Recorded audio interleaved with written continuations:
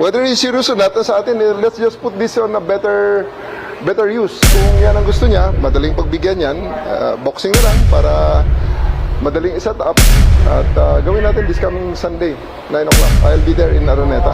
I'll ask Araneta to set up a boxing ring. Hopefully, they will oblige. Kung wala naman, di maghanap tayo ng kung saan gym ang gusto niya.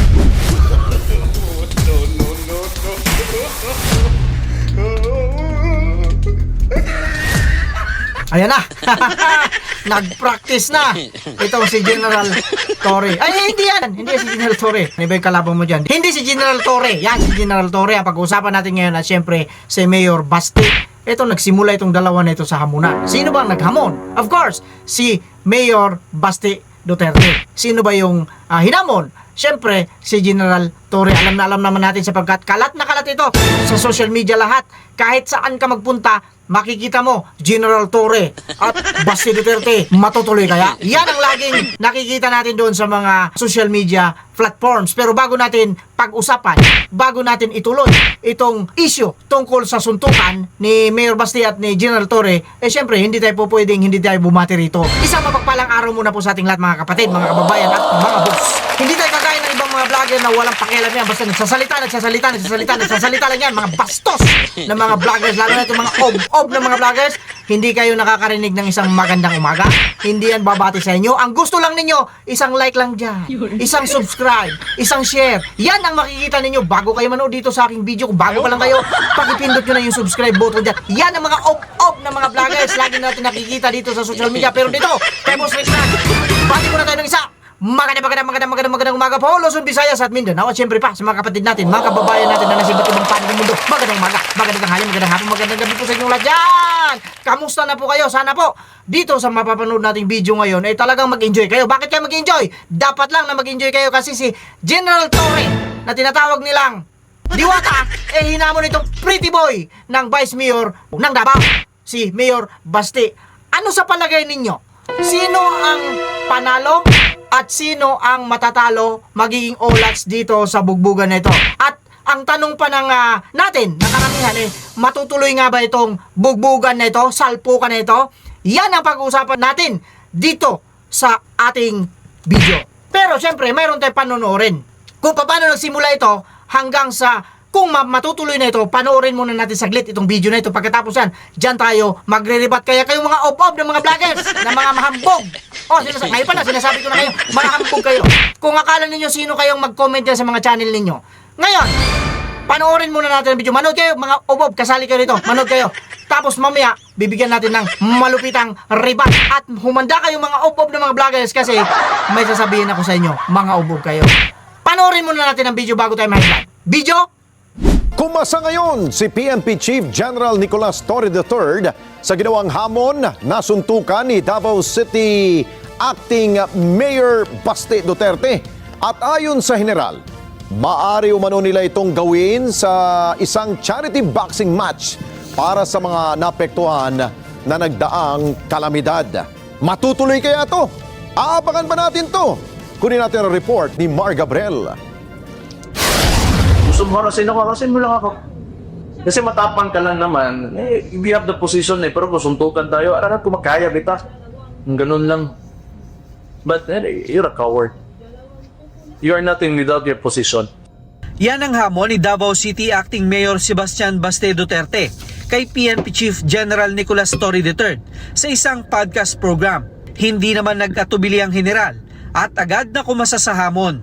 Tama-tama dahil marami ang nasalanta ngayon ng bagyo at baha. Maybe we can use this moment or this opportunity for to raise funds in a charity boxing match. This coming, kung para mabilis, this coming Sunday sa Araneta, 12 rounds, pwede. 12 rounds sa sundukan para maganda. At para medyo marami-rami ang ma-raise natin, siguro you can find sponsors. Per round may mag-sponsor. Paliwanag ng general, hindi niya pinepersonal ang hamon ni Mayor Basti. Nakita niya lang daw itong isang magandang oportunidad para makatulong sa mga naapektuhan ng nagdaang kalamidad sa bansa. Naghamon siya ng suntukan. And sa atin naman, whether he's serious or not, sa atin, let's just put this on a better use. Kung yan ang gusto niya, madaling pagbigyan yan, boxing na lang para madaling iset up. At gawin natin this coming Sunday, 9 o'clock. I'll be there in Araneta. I'll ask Araneta to set up a boxing ring. Hopefully, they will oblige. Kung wala naman, di maghanap tayo ng kung saan gym ang gusto niya. Bukas ng umaga, sisimulan na raw ni General Torre na mag-ensayo sa PNP Gym para paghandaan ng laban sakaling kumasa si Duterte.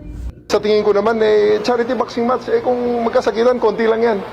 Unless, lakasan lang ng loob yan. Sa akin naman, pareho lang naman kami siguro walang practice. Or baka kung nag-practice siya, okay lang din. Let's see. Patuloy nating hinihintay ang tugon ni Mayor Baste sa alok na boxing match ni General Torre. Mar Gabriel, para sa mata ng Agila. Matatag, matapang, matapat.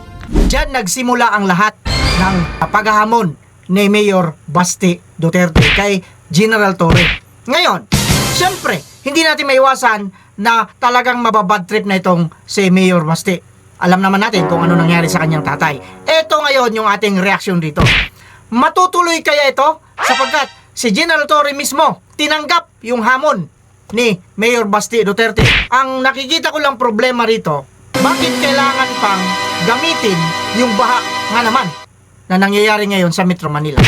Dapat, kung talagang kakasaka, wala nang maraming alibay, wala nang maraming kondisyon. Bakit kinakailangan pang gawin yan? Pwede nyo namang gawin yan talaga, kagaya ng sinasabi ni General Torre, gusto niya sa linggo kagad. Pwede yan, depende rin yan kaya Mayor Baste. Pero kung talagang para sa akin, ito, opinion ko ito, mga upob. Wala pakialam dito sa opinion ko, mag-opinion rin kayo sa inyo. Kung para sa akin, ang hamon ni Mayor Baste, magsuntukan lang sila. Pwede naman, tama naman yung sinabi ni General Torre na doon sila sa isang stadium. Or kaya, kagaya ng sinabi niya, Araneta, hindi pwede sa Araneta, doon sila sa Rizal. Ngayon, bakit kinakailangan pang merong charity pa? Kapag mayroong charity, dapat ito medyo paghandaan ng mabuti. Matagal kasi sino ba magiging benepisyo niyan? Kaninong lungsod ba mapupuntahan niyang charity na yan? Di ba? Hindi yan basta-basta na sasabihin mong may charity, ibig sabihin talagang mayroong proseso ito. Kahit sabihin na natin siguro sa loob ng isang buwan bago maganap yung laban.